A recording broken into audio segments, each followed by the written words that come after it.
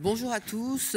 Merci encore Isabelle pour ta fidélité à m'inviter à toutes tes sessions à RMD. Et merci bien sûr au laboratoire Roche de me permettre de présenter l'étude qu'on a effectuée au centre Odéon en particulier. Donc en fait, nous, on a voulu étudier ce que pouvait donner le switch sur des patients traités depuis longtemps par anti-VEGF et résistants aux anti-VEGF. Donc je vous présente l'étude que nous avons initiée à Paris. Bon, je ne reviens pas sur la double action du faricimab. Je crois que Frédéric vous a fait une très très belle présentation. Donc effectivement, nous avons switché. Donc pourquoi switcher? En fait, on a switché des patients qui récidivaient entre 4 et 6 semaines depuis plusieurs années. Donc comment switcher? Ça a été la question. C'est vrai que comme on voulait les libérer du rythme mensuel des injections, nous n'avons pas effectué les 4 injections d'induction classiques. Donc nous avons décidé de garder le rythme d'injection lié à leur délai de récidive. Donc en fait, on a fait 1 ou 2 injections avec un délai constant qui correspondait à leur délai de récidive. Et on a adapté très très vite un traitement de treat and extend que l'on a appuyé aussi sur les résultats en OCTA. Alors bien sûr, c'est une étude de vraie vie, donc elle a comme toutes les études de vraie vie des défauts. C'est une étude rétrospective. Bon, ça nous a permis d'évaluer l'efficacité des injections de faricimab dans la DMLA néovasculaire avec des intervalles de traitement courts. Donc bien sûr, les critères d'inclusion, c'est classique, c'est toujours des patients de plus de 50 ans, âgés d'une DMLA, résistants aux anti-VEGF et avec des délais de traitement inférieurs à 6 semaines. Donc bien sûr, matériel et méthode, nous avons utilisé toute une imagerie multimodale associée à une mesure de l'acuité visuelle. Les protocoles de traitement, c'était un peu à discrétion du médecin qui a injecté. Donc je vous dis, on n'a pas fait l'induction de 4 injections, mais probablement au moins 2 au délai de récidive des patients. Donc nos résultats, en fait, on reprend les caractéristiques initiales. Bon, on voit que bien sûr on a toujours plus de femmes que d'hommes. On a quand même un grand nombre d'injections intravitréennes effectuées avant ce switch. Un nombre d'années de traitement dont la moyenne est de 5 ans. Donc c'est des patients qui sont injectés depuis 5 ans. Tous les 4 ou 6 semaines. Bien sûr, comme dans toutes les études, 91% de néovaisseaux de type 1. Et donc, dans notre cas, on a un suivi d'1 an. Donc, nos premiers résultats, au début, on les a analysés après les 3 premières injections et on n'a pas trouvé de modification significative sur l'acuité visuelle. Ça, je crois que c'est toutes les études de switch qui vont le montrer. On a une nette amélioration de l'épaisseur rétinienne centrale associée à une diminution du décollement de l'épithélium pigmentaire. Puis, on a continué à suivre ces patients avec l'acuité visuelle qui ne bouge pas, même au bout de 7 à 1 an, là, il y a 9 mois, parce que les diapos ont été envoyés un peu avant que je les corrige de façon définitive. Et on voit que là, par contre, il y a une chose qui est quand même très intéressante, c'est qu'à 1 an, on a une nette diminution du fluide sous-rétinien par rapport à baseline, avec une diminution de l'épaisseur de la choroïde. Ça, on ne l'a pas encore analysé, ni pourquoi, ni comment. Donc, ce qui est très important, c'est en fait le délai de réinjection. Parce qu'on s'est aperçu qu'avant le switch, ces patients ont été injectés à 5 semaines en moyenne, entre 4 et 8, et qu'en finale, on arrivait à avoir un délai moyen d'injection de 8 semaines. Et on a 68% des patients qui ont même atteint un délai qui était supérieur à 10 semaines. Donc en fait, on leur a changé la vie à ces patients. On a par contre, constaté aucun effet secondaire et notamment, on regardait à chaque fois le segment antérieur et des clichés grand champ de rétinographie pour essayer d'éliminer une éventuelle atteinte inflammatoire. En fait, pour analyser tous ces dossiers, on a regardé en fait des OCTA. Ces patients ils bénéficiaient d'un OCTA à chaque consultation. Et on s'est aperçu qu'après des années d'injection intravitréenne d'anti-VEGF, il y avait 79% des patients qui présentaient toujours sur l'OCTA des signes d'activité vraiment significatifs. Donc ça expliquait bien sûr pourquoi on retrouvait toujours des signes indirects sur l'OCT.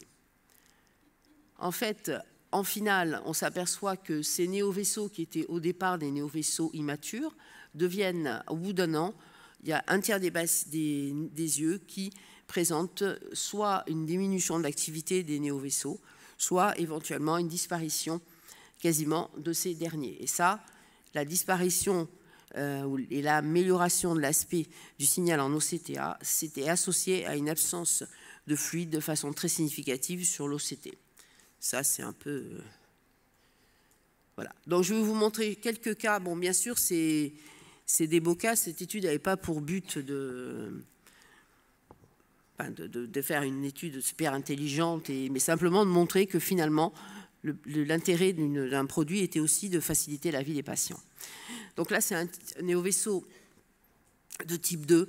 Il n'y en a pas beaucoup, mais c'est un deuxième œil chez un patient qui a bénéficié d'un traitement par ranibizumab bien effectué avec les inductions typiques, puis un protocole treat and extend.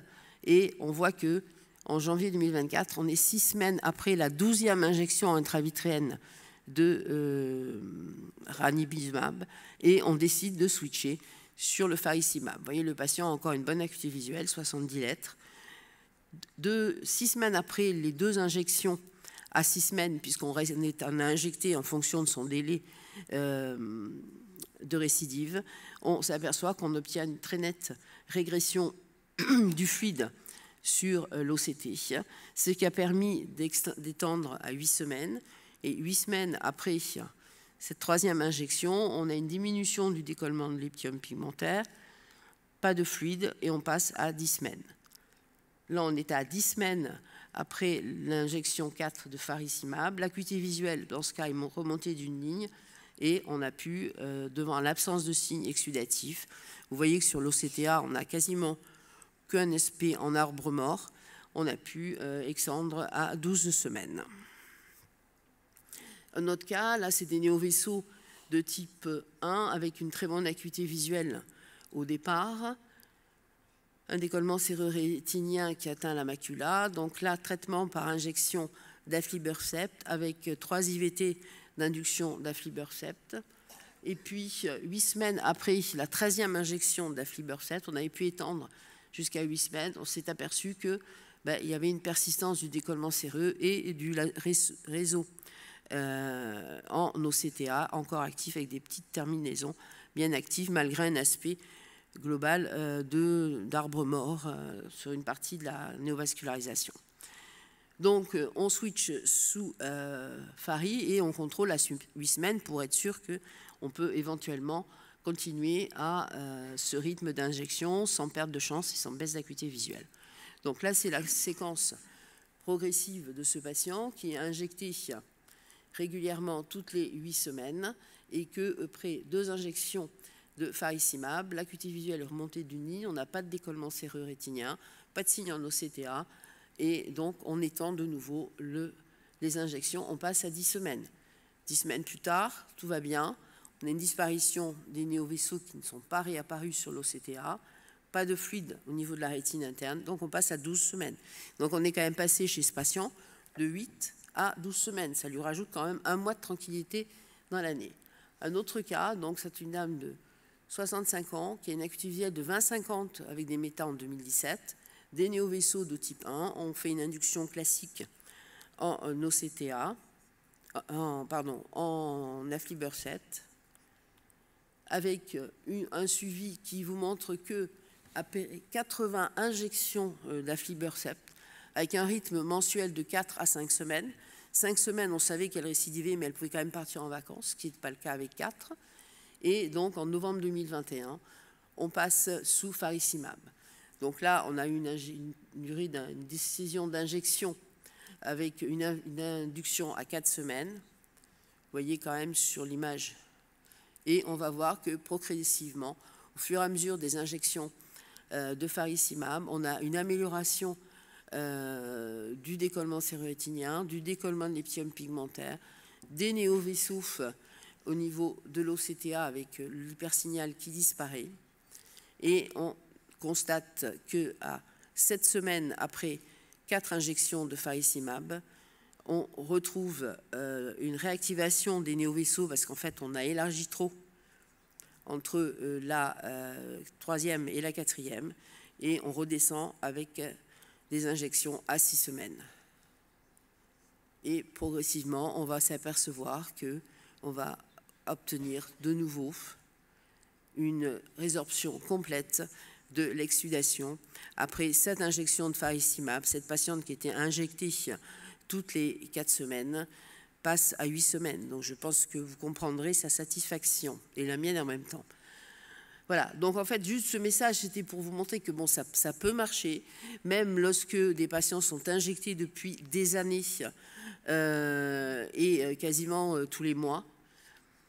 On s'est aperçu que c'était lié effectivement à la persistance de néovaisseaux immatures sur l'OCTA. On a une diminution significative du fluide sous-rétinien qui est expliquée par le changement structurel des néovaisseaux. Nous, ça nous a confirmé notre façon de travailler avec l'apport de l'OCTA dans nos décisions thérapeutiques. Et on a pu, grâce à cette nouvelle molécule, étendre de façon significative les intervalles d'injection. Voilà, je vous remercie.